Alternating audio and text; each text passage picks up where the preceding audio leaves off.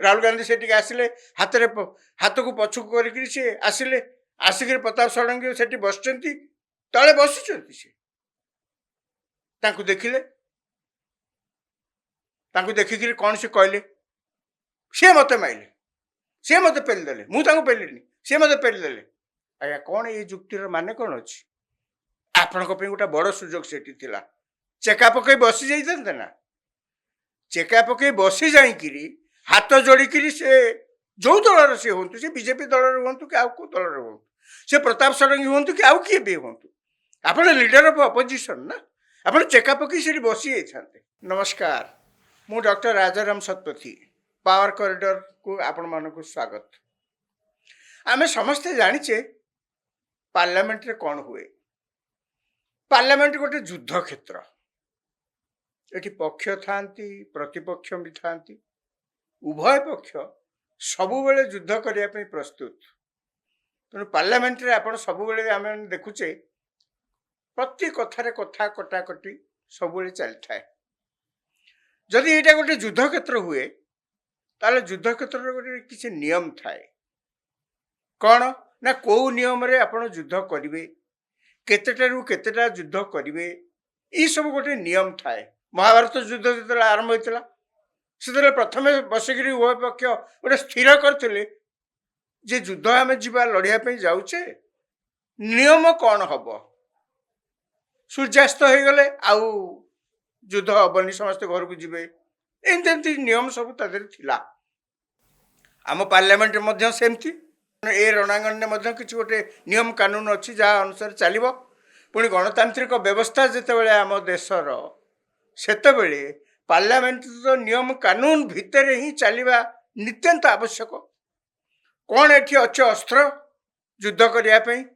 ସମସ୍ତଙ୍କୁ ଗୋଟିଏ ଅସ୍ତ୍ର ଦିଆଯାଇଛି। ସେ ଅସ୍ତ୍ରଟି କ'ଣ ନା, ଶବ୍ଦ ଏବଂ ବାକ୍ୟ ବାଣରେ ଆପଣ ଅନ୍ୟକୁ ହରେଇବାକୁ ପଡ଼ିବ। ଖଣ୍ଡା ତରୋୱାଲ ଧରି ସେଠି ଆପଣ ଲଢ଼େଇ କରିପାରିବେନି। ମୁଥ ମରାମରି ହେଇକିରି ସେଠି ଆପଣ ଫିଜିକାଲ ଷ୍ଟ୍ରେଂଥ ଦେଖେଇବାର କିଛି ଆବଶ୍ୟକତା ସେଠି ନାହିଁ। ସେଠି କେହି ମୁଷ୍ଟି ଯୁଦ୍ଧ ଦରକାର ନାହିଁ କି କୁସ୍ତି କରିବାର ମଧ୍ୟ ଆବଶ୍ୟକତା ନାହିଁ। ସେ ପ୍ରକାର ଅସ୍ତ୍ରଶସ୍ତ୍ର ସେଠି ପ୍ରବେଶ ନିଷେଧ। ଗୋଟିଏ ଅସ୍ତ୍ର ଯାହା ମୁଁ କହିଲି ସମସ୍ତଙ୍କୁ ଦିଆହେଇଛି, ଶବ୍ଦ ବାଣ ବା ବାକ୍ୟ ବାଣ। ଏଇଥିରେ ଆପଣ ଅନ୍ୟକୁ ହରେଇବାକୁ ପଡ଼ିବ। ଯଦି ସେ ନିୟମରୁ କିଛି ବ୍ୟତିକ୍ରମ କାହାରି ହୁଏ,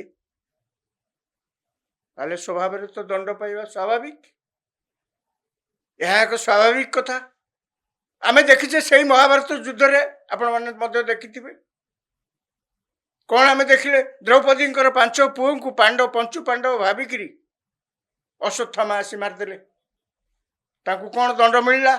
ତାଙ୍କର ଏଠି ଯୋଉ କପାଳରେ ଯୋଉ ଆଖି ଥିଲା, ସେ ଆଖିଟାକୁ ତାଡ଼ି ଦିଆଗଲା। ଦଣ୍ଡ ତାଙ୍କୁ କ'ଣ ମିଳିଲା ନା, ଜୀବନ ସାରା ସେଠି କ୍ଷତ ବାହାରିବ, ସେ ରକ୍ତ ବାହାରିବ ସେଠି। ଆଉ ଆମେ କ'ଣ ମହାଭାରତରେ ଦେଖିଛେ ଯୋଉଠି ବେନିୟମ କାମ ହେଇଛି? ସେଠି ଆମେ ଦେଖିଲେ 70 ମିଶିକିରି ମହାରଥୀ, ସେମାନେ ସବୁ ଅଭିମନ୍ୟୁକୁ ଘେରିକିରି ତାଙ୍କୁ ମାଇଲେ। ଆଜ୍ଞା, ଗୋଟେ ନାବାଳକ ପିଲା, ତାକୁ ଏତେ ବଡ଼ ବଡ଼ ରଥୀ ମହାରଥୀ ସମସ୍ତେ ଘେରିକିରି ତାକୁ ଯେତେବେଳେ ମାଇଲେ, ଇଏ ତ ଗୋଟେ ବିରାଟ ଅନ୍ୟାୟ କାମ। ଏବଂ ସେଥିପାଇଁ ମଧ୍ୟ ତାଙ୍କୁ ଦଣ୍ଡ ମିଳିଲା। ବର୍ତ୍ତମାନ ଆସନ୍ତୁ ଆମ ପାର୍ଲାମେଣ୍ଟ ଯୁଦ୍ଧ କ୍ଷେତ୍ରକୁ। କ'ଣ ସେଠି ପରିସ୍ଥିତି ଥିଲା ଯେ ଏତେ ବଡ଼ ଯୁଦ୍ଧର ଆହ୍ୱାନ କରାହେଇଥିଲା? ଏତେ ବଡ଼ ଯୁଦ୍ଧ ଉଭୟ ପକ୍ଷ ଆସିକିରି ତୟାର। କାରଣ ଥିଲା, ଗଲା ସପ୍ତାହରୁ ଏ କଥାଟି ଆରମ୍ଭ ହୋଇଛି। କଥାଟି କ'ଣ ଆରମ୍ଭ ହୋଇଛି ନା, ଦାବି ହେଲା ଯେ ଭାରତର ସମ୍ବିଧାନ ଉପରେ ଆଲୋଚନା କରାଯାଉ। କାହିଁକି ନା, ସମ୍ବିଧାନ ଯୋଉ ବାଟରେ ଯିବା କଥା ସେ ବାଟରେ ଯାଉନି ବୋଲି ଅଭିଯୋଗ ହେଲା। ଏବଂ ସମ୍ବିଧାନ ଯିଏ କରିଥିଲେ, ତାଙ୍କର ଯାହା ସବୁ ସ୍ୱପ୍ନ ଥିଲା, ଯେଉଁମାନେ ସେତେବେଳେ ବସିକିରି ସମ୍ବିଧାନ ତିଆରି କରିଥିଲେ, ତାଙ୍କର ସବୁ ଯାହା ସ୍ୱପ୍ନ ଥିଲା, ସେ ସ୍ୱପ୍ନ ଆମେ ତ ଆଉ ଚରିତାର୍ଥ କରିବା ପାଇଁ ସୁଯୋଗ ସୃଷ୍ଟି କରୁନୁ। ଆମେ ସବୁ ପ୍ରକାର ବେଆଇନ କାମ କରୁଛୁ, ତା ବିଷୟରେ ଆଲୋଚନା ହଉ ହେଲା। ସବୁ ପକ୍ଷର, ସବୁ ଦଳର ଲୋକମାନେ, ସଦସ୍ୟମାନେ ତା ଦେହରେ ତାଙ୍କର ଯାହା କହିବା କଥା ଅଛି ସେମାନେ କହିଲେ। ବିରୋଧୀ ପକ୍ଷରୁ ମଧ୍ୟ ସେଠି କହିଲେ ଯେ ଯାହା ସରକାରଙ୍କ ବିରୁଦ୍ଧରେ କହିବା କଥା ସେମାନେ ମଧ୍ୟ ସରକାରଙ୍କୁ ଗାଳିଗୁଲଜ କଲେ, ସମାଲୋଚନା କଲେ। ସରକାରୀ ଦଳ ସଦସ୍ୟମାନେ ମଧ୍ୟ सरकार को डिफेंड करने को से विरोधी दल को जहाँ कहवा कथा कहले शेष ये आलोचना शेष नियम अनुसार प्रधानमंत्री वक्तव्य रखिले, राज्यसभा गृहमंत्री रखिले, लोकसभा प्रधानमंत्री रखिले। आज्ञा प्रधानमंत्री जितेबाला भाषण दौरान से मूलरू शेष पर्यंत आज पर्यंत मूलरू आज पर्यंत संविधान को केमिति केमिति केमिति केमिति भाव में सबू तार स्वतंत्रता को तार मौलिकता को इत्यादि इत्यादि नष्ट करा से कहले। खाली से कही ना से आहरी कहले जी संविधान प्रणेता जहाँ को आम सम्मान करुचु डॉक्टर वी.आर. आंबेडकर तांकु कौन जितेबाला कांग्रेस सरकार थिले सी कहले प्रधानमंत्री जे प्रथम प्रधानमंत्री जवाहरलाल नेहरू ठारू आरंभ करी जे पर्यंत कांग्रेस शासन थिला से पर्यंत डॉक्टर वी.आर. आंबेडकर को से सबु प्रकार हैरान हरकत करचंती, असम्मान करचंती। आमे तो करिनु। तापर से चिठा देकरी कहले जे भारत वी.आर. आंबेडकर प्रति कांग्रेस शासन समय कौन कौन कौन कौन होता माने एपरिक से चिठी की पुराना चिठी की कोट करके प्रधानमंत्री कहले जे नेहरू जिते प्रधानमंत्री थिले वी.आर. आंबेडकर एते विव्रत हो पड़े एते व्यस्त हो पड़े मंत्री होकर किसी काम नहीं से जाकर प्रधानमंत्री को से भेटी कहले मोपाई जदि किसी काम नहीं रागिक से इस्तीफा देदेले मंत्रिमंडल एवं से प्रधानमंत्री नेहरू कहले से गले गले किसी असुविधा नहीं किसी क्षति हेनी एक प्रधानमंत्री कहले से पुराना नथिपत्र को देखी से कहले एक कथा ये तो गोटे उदाहरण मुझे देली एमती लंबा केते उदाहरण देले से निर्वाचन लड़िले कांग्रेस जमती चेष्टा कला से हारी जाता हारी भी गले से चलीगला माने तांकु भारत रत्न उपाधि कहतु जहाँ सब बड़ बड़ व्यक्ति मान जहाँ सब से सब दि जाए भारत रत्न टे देलेनी सी जो स्थान में पाठ पढ़ते जो जन्म होते जहाँ जहाँ प्रति सब सम्मान प्रदर्शन जमी अन्य नेता प्रति करा जाए ये किसी से कथा तो प्रधानमंत्री कहले एक कथा कही सारा कांग्रेस दल में भाड़ाणी पड़ा स्वाभाविक कहीं सबू राजनैतिक दल को आप लक्ष्य करेंगे से वी.आर. आंबेडकर ना को बेस सम्मान सहित सब साधारण कहती तार कारण हूँ भोट बैंक पॉलिटिक्स कारण वी.आर. आंबेडकर निश्चित भाव में शेड्यूल कास्ट एवं शेड्यूल ट्राइब एमानक मध्य निजर पतियारा बढ़ाइबा नेता माने सब वी.आर. आंबेडकर ना कहते तेणु कांग्रेस बर्तमान प्रधानमंत्री भाषण पर एवं गृहमंत्री जहाँ कहले भाषण पर कांग्रेस कहया गले एक प्रकार एक्सपोज हो गला जे जो वी.आर. आंबेडकर कथा आपण मैंने कहते आपण मैंने जिते क्षमतार थिले आपण तो टिके सामान्य सम्मान प्रदर्शन करना इत्यादि इत्यादि बहुत कथा कांग्रेस दल भाड़ाणी पड़ा स्वाभाविक कहीं शेड्यूल कास्ट शेड्यूल ट्राइब गोटे बड़ भोट बैंक कांग्रेस दल सब भावे कौन कले से गोटे विचित्र काम कले आ भितर से गृहमंत्री जो भाषण देते से भाषण रु किछि काटी माने अधा भाषण गोटे जोड़े वाक्य अधा ताकू सोशल मीडिया रे छाड़िले एवं लोकों को कहया को चेष्टा कले लोकों को भितर गोटे धारणा सृष्टि करने चेष्टा कले जे देखंतु आज्ञा वी.आर. आंबेडकर को जहाँ को आम एत सम्मान करचे जहाँ को आम देवता भाया पूजा करचे कहया गले गृहमंत्री असम्मान करी की प्रकार वक्तव्य रखिचंती पार्लियामेंट रे गृहमंत्री एक देखला परे से जानला परे सी एवं अन्य नेता माने प्रेस कॉन्फ्रेंस करी लोक कहले आज्ञा की कथा ये अन्य माने समस्त पचारे काली मु देखुली विभिन्न टेलीविजन चैनल दिल्ली विभिन्न चैनल जिते कांग्रेस जी प्रतिनिधि पचरा होती आज्ञा गृहमंत्री ए प्रकार असम्मान सूचक कथा तो किसी कही ना आप गोटे वाक्य को अधा करी सोशल मीडिया रे छाड़िबे तापर आपण कहबे गृहमंत्री एमती कहले एटा तो आज्ञा ठीक नुहे गृहमंत्री तो सेमती गृहमंत्री तो कांग्रेस को समालोचना करुथिले बराबर प्रधानमंत्री मध्य से करथिले गृहमंत्री तो प्रधानमंत्री कांग्रेस दल को समालोचना करुथिले केमिति आपण माने बीआर आंबेडकर को हत्यादर करछथि आ सी निजे केमती असम्मान सूचक कथा कहबे कांग्रेस प्रतिनिधि सीना एकड़ सकड़ बहुत कथा बुले बंके कहले किंतु प्रकृत कथा को आसिलेनी आज पार्लियामेंट जो 11टा बेले आरंभ होगा से देखागला जे पार्लियामेंट भितर से कांग्रेस पार्लियामेंट गृह भितर नुहे बाहर ठीक बाहर बिल्डिंग रो बाहर एंट्रांस रे गेट पाखे कांग्रेस रो सदस्य माने प्लाकार्ड धरी सेठी से माने विक्षोभ कर सरकार विरुद्ध रे दाबी होची गृहमंत्री इस्तीफा दियंतु आज्ञा दाबी करिवारे आपनकर सबु अधिकार अछि विक्षोभ करिवा मध्य आपन सबु सदस्यकर अधिकार अछि एमाने मध्य बीजेपी नेता माने मध्य बीजेपी सदस्य माने मध्य सेमाने मध्य आंदोलन आज प्लाकार्ड धरी सेठी हाजर सेमाने मध्य कले गृह भितर को कई जाई नांती 11टा बेले गृह आरंभ होबो अधिवेशन बाहर यही सब घटना जिते चली थाए गोटे पक्षरे कांग्रेस तांको प्लाकार्ड आउ गोटे पक्षरे बीजेपी तांको प्लाकार्ड यारी भितरे उभय जति दूरता मेंटेन करके रहिबा कथा ये आज्ञा ये धारणा ये जो विक्षोभ बेले आज्ञा से दूरता तो मेंटेन करी रखी था जदि किसी तो अच्छी असुविधा है न आस्ते आस्ते आस्ते आस्ते से माने विक्षोभ करके स्लोगान दे देकरी पाखापाखि अवस्था को आसीगले जो थे कि धस्ताधस्ती हेबार सुजोग सृष्टि है एवं यार भितर कांग्रेस दलर अभियोग जे आमर राज्यसभा जे अपोजिशन लीडर अच्छा खड़गे जी से गोड़ उपर किए चढ़ीगले से जहाँ छोटे छोटे की चलुच्च अभियोग है से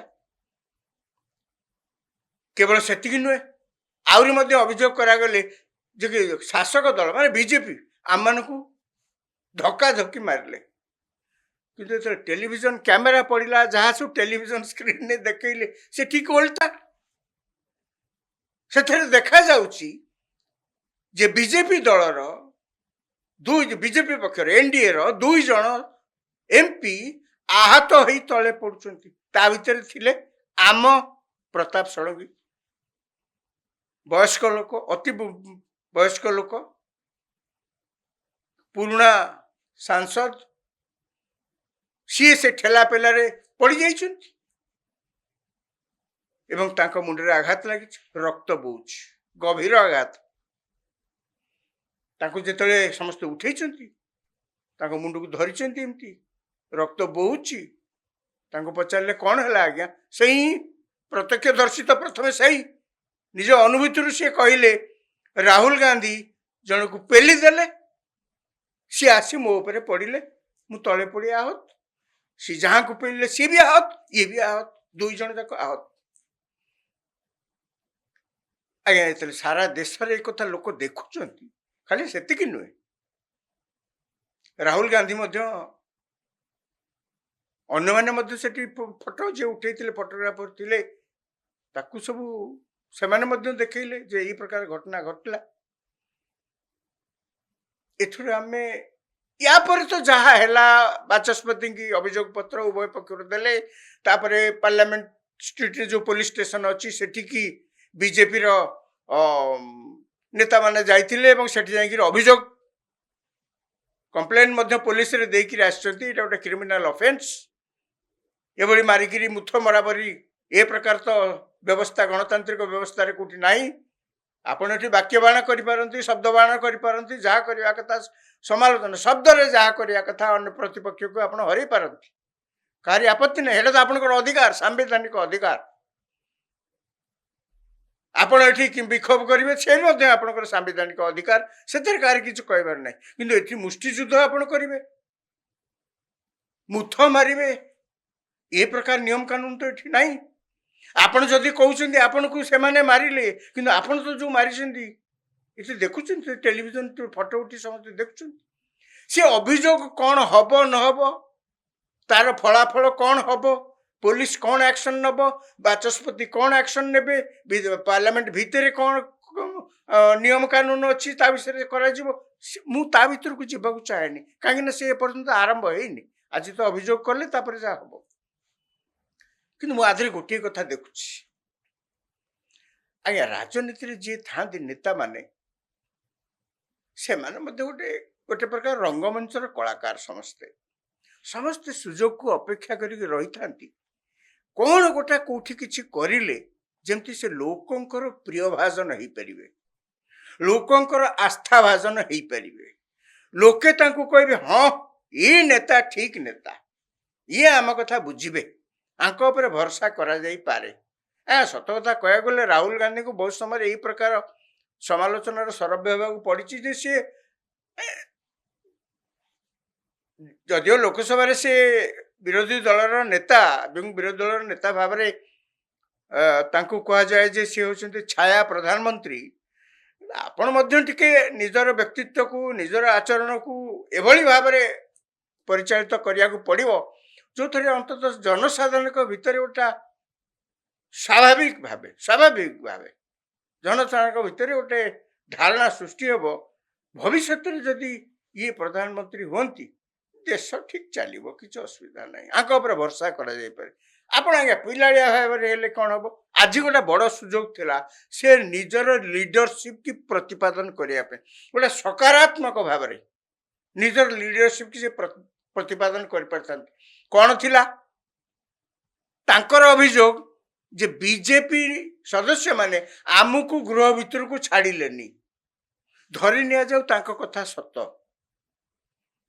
ଆପଣ ଆଜ୍ଞା ସୁଯୋଗ ଥିଲା, ଆପଣ ଧକ୍କାଧକ୍କି ଯାଇକି ଯିବାର ଆବଶ୍ୟକତା ନଥିଲା, ଚୁପଚାପ ସେଠି ବସିଥାନ୍ତେ ଧାରଣାରେ, ଆଜ୍ଞା ଦେଖନ୍ତୁ ଶାସନରେ ଅଛନ୍ତି, କ୍ଷମତାରେ ଅଛନ୍ତି, ଆମକୁ ଭିତରକୁ ଯିବାକୁ ଛାଡ଼ୁନାହାନ୍ତି, ଆମେ କ'ଣ ଆଉ ତାଙ୍କୁ ଆଡ଼େଇକିରି ତାଙ୍କୁ ପଦାଘାତ କରିକିରି ଆମେ କ'ଣ ଆଉ ଭିତରକୁ ଯିବୁ? ଆଜ୍ଞା ସବୁ ଟେଲିଭିଜନ କ୍ୟାମେରା ଲୋକ ସେଠି ଅଛନ୍ତି, ସେମାନେ ଫଟୋ ଉଠେଇଥାନ୍ତେ, ଦେଶ ଲୋକ ଦେଖିଥାନ୍ତେ, ଛି ଛାକର କରିଥାନ୍ତେ ବିଜେପି କି। ଆପଣ କାହିଁ ବ୍ୟସ୍ତ ହେଉଛନ୍ତି? ଆପଣ ସେଠି ଧକ୍କାଧକ୍କି କରିବା ଯାଇକି ଗଲା କାହିଁକି? ଆପଣ କାହିଁକି ସେଥିରେ ପଶିଲେ? ଇଏ ଗୋଟିଏ ସୁଯୋଗ ଥିଲା। ଦ୍ୱିତୀୟ ସୁଯୋଗ ଯୋଉଟା ଆପଣମାନେ ସମସ୍ତେ ମଧ୍ୟ ଟେଲିଭିଜନ ପର୍ଦ୍ଦାରେ ଦେଖିଥିବେ, କ'ଣ ସେଥିରେ ଦେଖୁଛନ୍ତି? ଲୋକ ବେଢ଼ି ଯାଇଛନ୍ତି, ସଦସ୍ୟମାନେ ବେଢ଼ି ଯାଇଛନ୍ତି, ପ୍ରତାପ ଷଡ଼ଙ୍ଗୀ ତାଙ୍କୁ ବେଢ଼ି ଯାଇଛନ୍ତି, ଯେହେତୁ ତାଙ୍କ ମୁଣ୍ଡରୁ ରକ୍ତସ୍ରାବ ହେଉଛି ତାଙ୍କୁ ବେଢ଼ି ଯାଇଛନ୍ତି। ଏତିକିବେଳେ ରାହୁଲ ଗାନ୍ଧୀ ସେଠିକି ଆସୁଛନ୍ତି। ରାହୁଲ ଗାନ୍ଧୀ ଆସିଲା ବେଳକୁ ତାଙ୍କୁ ଅନ୍ୟମାନେ ଯିଏ ସବୁ ଅଛନ୍ତି ସେଠି ବିଜେପିର ସଦସ୍ୟମାନେ ଅଛନ୍ତି ଏବଂ ଅନ୍ୟ ଯେତେ ଏମ୍ପି ସବୁ ଅଛନ୍ତି ସେମାନେ କହୁଛନ୍ତି ଏଇଟା କ'ଣ ଆଜ୍ଞା ଧକ୍କାଧକ୍କି ମାରିବାର ଜାଗା, ଏଠି ଆପଣ କାହିଁକି, ଆପଣ ଟିକେ ଲାଜ ଲାଗୁନି, ଏମିତି ନାନା ପ୍ରକାର କଥା କହୁଛନ୍ତି। ରାହୁଲ ଗାନ୍ଧୀ କ'ଣ କରୁଛନ୍ତି? ରାହୁଲ ଗାନ୍ଧୀ ସେଠିକି ଆସିଲେ, ହାତକୁ ପଛକୁ କରିକିରି ସେ ଆସିଲେ, ଆସିକିରି ପ୍ରତାପ ଷଡ଼ଙ୍ଗୀ ସେଠି ବସିଛନ୍ତି, ତଳେ ବସିଛନ୍ତି। ସେ ତାଙ୍କୁ ଦେଖିଲେ, ତାଙ୍କୁ ଦେଖିକିରି କ'ଣ ସେ କହିଲେ? ସେ ମୋତେ ମାଇଲେ, ସେ ମୋତେ ପେଲିଦେଲେ, ମୁଁ ତାଙ୍କୁ ପେଲିନି, ସେ ମୋତେ ପେଲିଦେଲେ। ଆଜ୍ଞା କ'ଣ ଏଇ ଯୁକ୍ତିର ମାନେ କ'ଣ ଅଛି? ଆପଣଙ୍କ ପାଇଁ ଗୋଟେ ବଡ଼ ସୁଯୋଗ ସେଠି ଥିଲା, ଚେକା ପକେଇ ବସି ଯାଇଥାନ୍ତେ ନା, ଚେକା ପକେଇ ବସି ଯାଇକିରି ହାତ ଯୋଡ଼ିକିରି ସେ ଯୋଉ ଦଳର ସେ ହୁଅନ୍ତୁ, ସେ ବିଜେପି ଦଳରେ ହୁଅନ୍ତୁ କି ଆଉ କୋଉ ଦଳରେ ହୁଅନ୍ତୁ, ସେ ପ୍ରତାପ ଷଡ଼ଙ୍ଗୀ ହୁଅନ୍ତୁ କି ଆଉ କିଏ ବି ହୁଅନ୍ତୁ, ଆପଣ ଲିଡର ଅଫ୍ ଅପୋଜିସନ ନା, ଆପଣ ଚେକା ପକେଇ ସେଠି ବସି ଯାଇଥାନ୍ତେ, ହାତ ଯୋଡ଼ିକିରି ସିଧା କହିଥାନ୍ତେ ଆଜ୍ଞା ଆପଣଙ୍କର ଭୁଲ ନଥାଉ ପଛେ, ଆଜ୍ଞା ଯାହା ହେଇଛି ମୁଁ ସେଥିପାଇଁ ଦୁଃଖିତ, ମୋ ପକ୍ଷରୁ ଆପଣଙ୍କୁ ସାହାଯ୍ୟ କରିବା ପାଇଁ ଯାହା ଦରକାର ମୁଁ ମଧ୍ୟ ଆପଣଙ୍କୁ ଧରିକି ନେଇ ଡାକ୍ତରଖାନା ଏখানে ଯିବାକୁ ପ୍ରସ୍ତୁତ ଅଛି, ଆପଣ ମୋତେ ଯେତେ ଗାଳି ଦିଅନ୍ତୁ ମୁଁ ପ୍ରତିବାଦ କରିବିନି, କାହିଁକି ନା ମୁଁ ମଧ୍ୟ ଏଇ ଠେଲାପେଲାରେ ଅଂଶଗ୍ରହଣ କରିଛି। ମୋ ଠେଲାପେଲା ଯୋଗୁଁ ଆପଣ ପଡ଼ିଛନ୍ତି କି ମୋତେ ଆପଣ ଠେଲାପେଲା କରି ନିଜେ ପଡ଼ିଛନ୍ତି ସେ କଥା ଛାଡ଼ନ୍ତୁ, ମୁଁ ମୋଟେ ସେ ବିଷୟକୁ ଯାଉନି। ମୁଁ ଆଜ୍ଞା ଆପଣ ଜଣେ ବୟସ୍କ ଏମ୍ପି, ଆପଣ ଜଣେ ସମ୍ମାନାସ୍ପଦ ଏମ୍ପି, ମୁଁ ଆଜ୍ଞା ମୋର ଯଦି କିଛି ଭୁଲ ଥାଏ ମୋତେ ଆଜ୍ଞା କ୍ଷମା କରିବେ। କ'ଣ ତା ଦେହରେ ପାପ ହୋଇଯାଇଥାନ୍ତା ଆପଣ କହିଲେ? କ'ଣ ସ୍ୱର୍ଗ ଗଳି ପଡ଼ିଥାନ୍ତା? ବରଂ ରାହୁଲ ଗାନ୍ଧୀଙ୍କର ସାଧାରଣରେ ଭାବମୂର୍ତ୍ତି ବହୁ ଗୁଣରେ ବଢ଼ି ଯାଇଥାନ୍ତା। ମୁଁ ମୂଳରୁ ଯାହା କହୁଥିଲି, ଏପଟେ ରଙ୍ଗମଞ୍ଚ ଆପଣଙ୍କୁ ବିଭିନ୍ନ ଚରିତ୍ର ଯାହା ସେ ଅନୁସାରେ ଆପଣଙ୍କ ରୋଲ କରିବାକୁ ପଡ଼ିବ ଏବଂ ଆପଣଙ୍କ ରୋଲ ଏଭଳି ଭାବରେ ହେବା ଦରକାର। ସମସ୍ତେ ଜାଣିଛନ୍ତି ଆପଣ ରାମ ନୁହନ୍ତି କି, ଆପଣ ଲକ୍ଷ୍ମଣ ନୁହନ୍ତି କି, ଆପଣ ରାବଣ ନୁହନ୍ତି କି, ଆପଣ ସୀତା ନୁହନ୍ତି, ସମସ୍ତେ ଏକଥା ଜାଣିଛନ୍ତି। ଆପଣ କେବଳ ଗୋଟେ ରଙ୍ଗମଞ୍ଚ ଉପରେ ଅଭିନୟ କରୁଛନ୍ତି, ଏକଥା ମଧ୍ୟ ସମସ୍ତେ ଜାଣିଛନ୍ତି। କିନ୍ତୁ ଅଭିନୟରେ ଆପଣ ଏଭଳି ନିଖୁଣ ସେ ଚରିତ୍ରକୁ ଅବତାରଣା କରିବେ ସେ ଦର୍ଶକଙ୍କ ଆଗରେ ଯେ ତାଙ୍କ ଆଖିରେ ଲୁହ ବାହାରିଯିବ। ଆଜି ଆପଣଙ୍କ ପାଇଁ ସେମିତି ଗୋଟେ ସୁଯୋଗ ଥିଲା ରାହୁଲ ଗାନ୍ଧୀଙ୍କ ପାଇଁ, ଯେମିତି ସାରା ଭାରତ ବର୍ଷରେ, କାହିଁକି ନା ଆଜି ଘଟଣା କେବଳ ଓଡ଼ିଶାରେ ଲୋକ ନୁହନ୍ତି, ସାରା ଭାରତ ବର୍ଷରେ ଆପଣ ଖବର ନେଇକି ଦେଖନ୍ତୁ। ସାରା ଭାରତ ବର୍ଷରେ ସମସ୍ତେ ଦିନ ସାରା ଟେଲିଭିଜନ ଖୋଲି ବସିଛନ୍ତି, କ'ଣ ହେଲା ପାର୍ଲାମେଣ୍ଟରେ ରକ୍ତାକ୍ତ ସଂଘର୍ଷ, ସେଥିରେ ପୁଣି ରାହୁଲ ଗାନ୍ଧୀ ହେଉଛନ୍ତି ମୁଖ୍ୟ କାର୍ପଟଦାର, ମୁଖ୍ୟ ଅଭିଯୁକ୍ତ। ତାଙ୍କ ନାଁରେ ପୋଲିସ ଷ୍ଟେସନରେ ପୁଣି ଏଫଆଇଆର କରାଯାଇଛି। କି ବ୍ୟବସ୍ଥା, କି ଘଟଣା ଘଟି ଯାଇଛି ଆଜି ଦିଲ୍ଲୀରେ।